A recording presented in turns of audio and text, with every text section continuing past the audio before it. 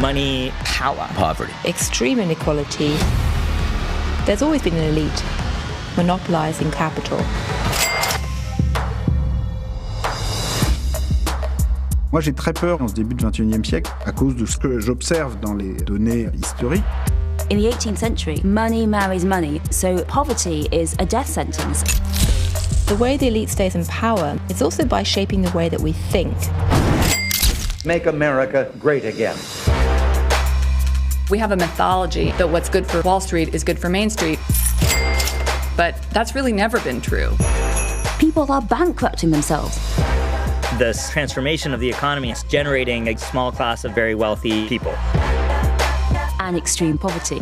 In advanced economies, 2/3 of the population is now on track to be poorer than their parents. Most people view this as some sort of generational fight.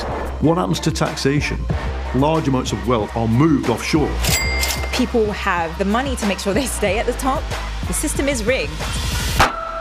This is producing a new social story. People are starting to say enough of the inequality and enough of not having a story about how this ever gets better. We can absolutely link the rise of fascism and extreme poverty. It is all about money. Blaming your neighbour doesn't make you any richer. There's going to have to be a political and economic reset.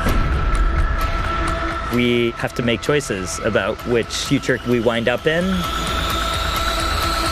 It's a move towards creating a new vision